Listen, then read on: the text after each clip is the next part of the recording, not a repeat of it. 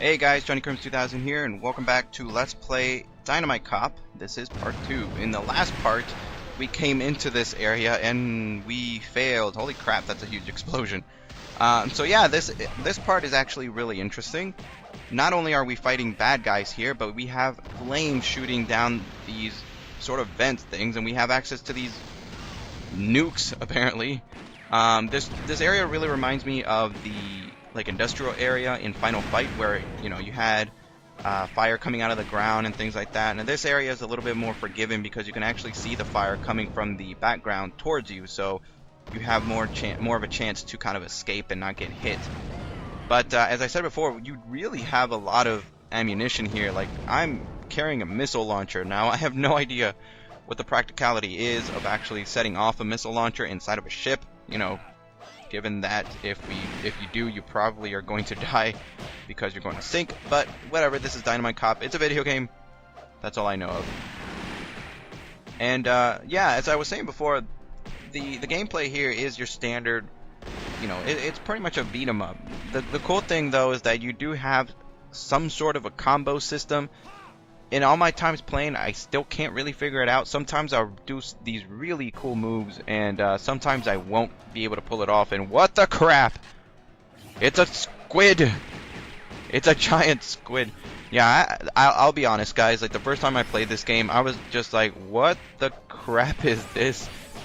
Just giant squid out of nowhere. It seems so out of place when you really think about it, because up until now, we've been, it's been fairly realistic. I used that term very loosely. I mean, we were just fighting guys wearing crabs on their backs. But really, a giant squid? I would even take like a giant robot or something, throw some Metal Gear in there, but a giant squid, really. Now this guy can actually be pretty annoying because his tentacles don't really do anything. As far as I know, the tentacles don't really try to grab you unless you're far away from it. But when you're near it, as you guys can see there, or, whoops, we killed him. He throws like these balls of ink. That's all I can. That's sort of like how I take it. Is they're just balls of ink. So anyway, here we're going to be making our way onto this special sort of section of the game where we're actually swimming. Now, this part is really easy. The only thing that you have to do is you swim automatically, so you don't even have to do anything. The only thing that you can do is go left and go right. Now, every now and then you'll be prompted to go left or right because there's a ship coming. But if you guys can see in the middle, every now and then you'll run into these items, and it is best to kind of plan when you switch between the left and the right so that you actually get the items that are floating in the middle. So it's a nice little diversion. As I said, this is sort of unique to this mission, but in later missions they kind of change it up. It's the same gameplay mechanic, just it's a little bit different. You'll see when we get to it.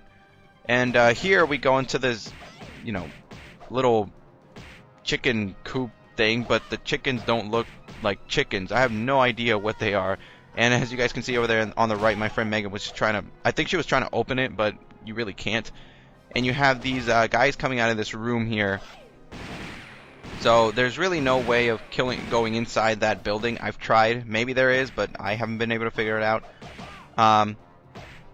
And it's kind of annoying. I really don't know what that thing is inside that cage. I really don't. It kind of reminds me, now that I think about it, reminds me of the some of the some of the monsters that you can ride on top of from the Golden Axe series. That may very well be what it is, because that really reminds me of at least some of them. But anyway, here we're making our way over, and then we go down this shaft, and we get into this one little area that's really... I remember when I first got into this area, the first time I played this game, it really freaked me out. Because, I mean, look at this. You have a, what's that? It's not a chandelier. What is it? I can't remember what that thing in the middle is called. But you have that thing just swinging all eerie-like. You have skeletons on the wall, and you have blood splatters on the wall. All the while you're facing these voodoo men people that separate every time you hit them, which can be really annoying, by the way. As you guys can notice there, if you knock one of them down, they'll just separate into 2 and then 4. And yes, you can get hit by the swinging thing in the middle. I really don't remember what it's called. Like, what is that? I don't know. But it's not too hard. Even these guys with their swords don't pose much of a problem. A lot of the enemies don't really pose much of a problem, except for the ones that roll on the floor can be kind of annoying. I'm referring to the guys with the crabs on their backs. But yep, I am half naked right now. No shoes, no shirt. I am Ramboing it up. So now we go into this area. Honestly, this area always confuses me because you obviously have that roulette thing on the left side there, but I never know what that actually does. In all the playthroughs that you guys will see here, I don't really know what it is. As you guys can see there, my friend Megan just hit it, and it's making it spin, but I have no idea what it does.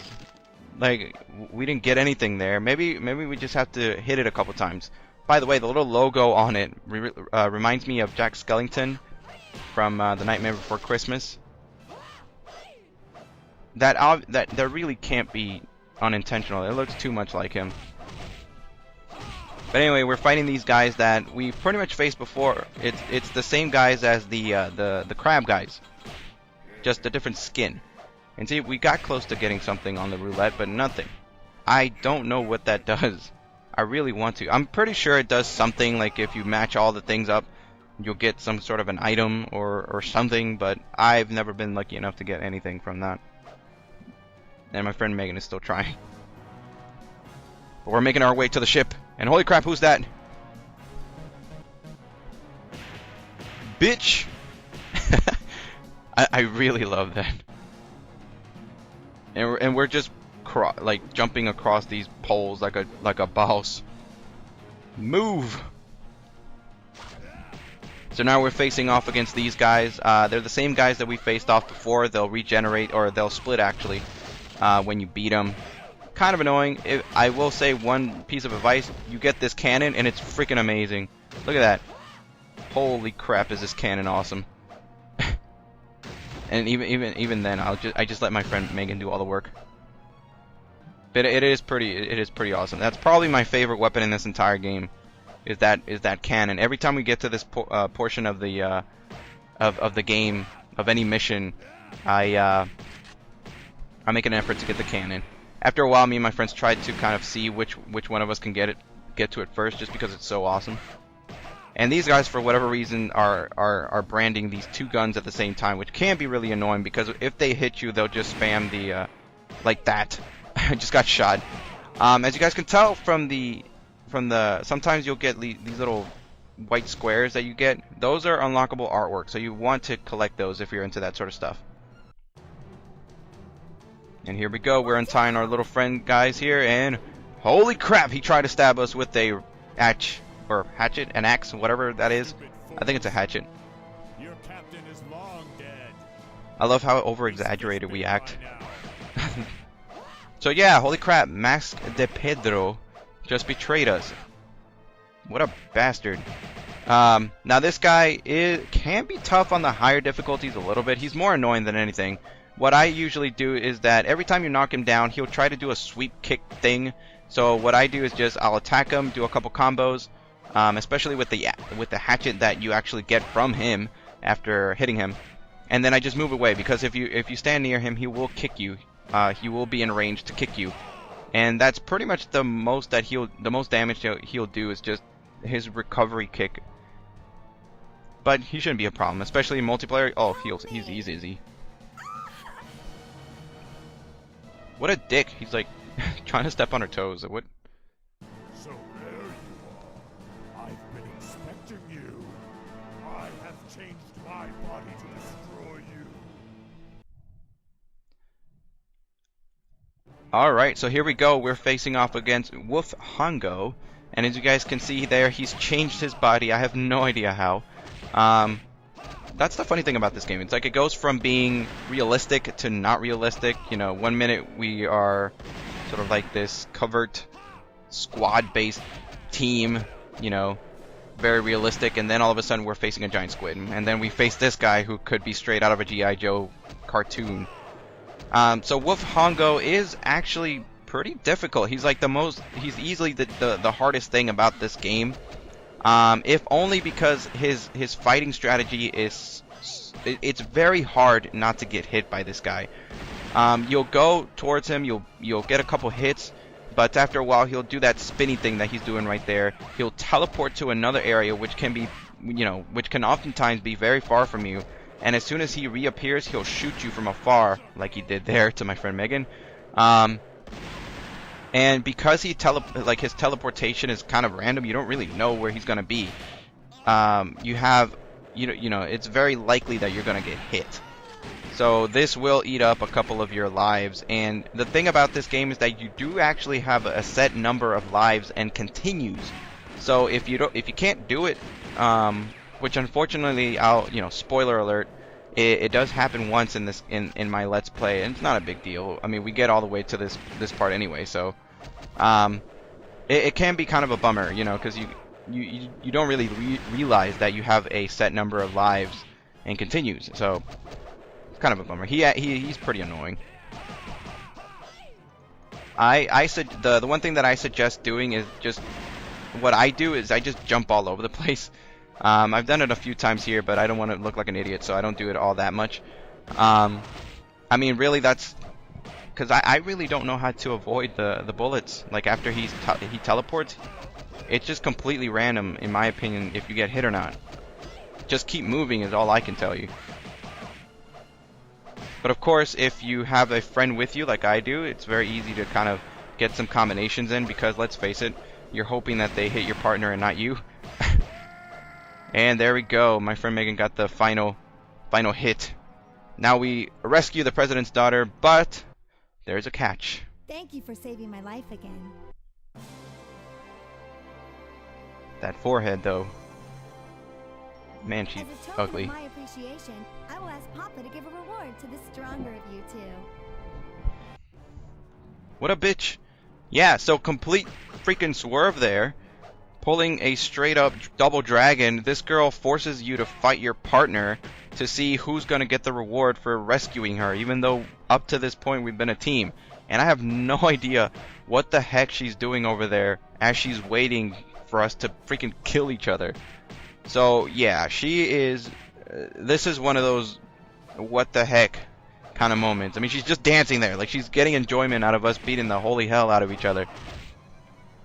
And here's the thing, guys, is that unfortunately me and my friend Megan didn't realize this until much later, or actually until the end.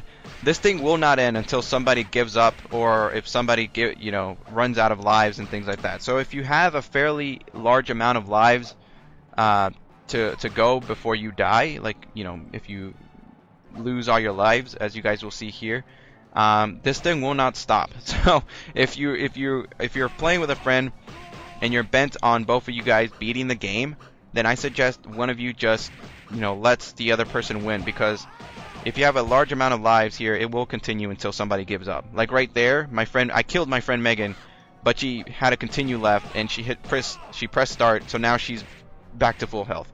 If she let the continue timer go down to 0 and let me win, that would have been it. The game would have been over, but of course she didn't.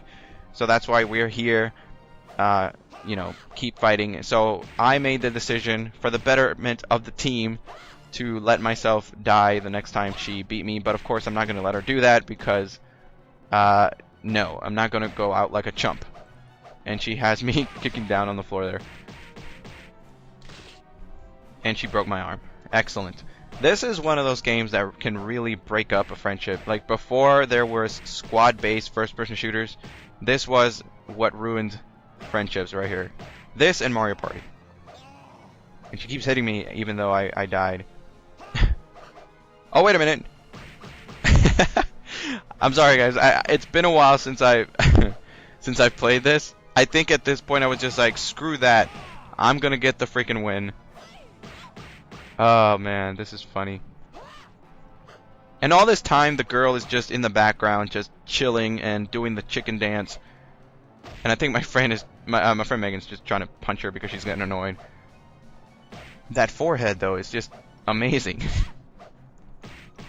Yeah, this part can get rather annoying, and I promise you guys in future missions, because this part did drag on, and I apologize, we didn't really know what was going on.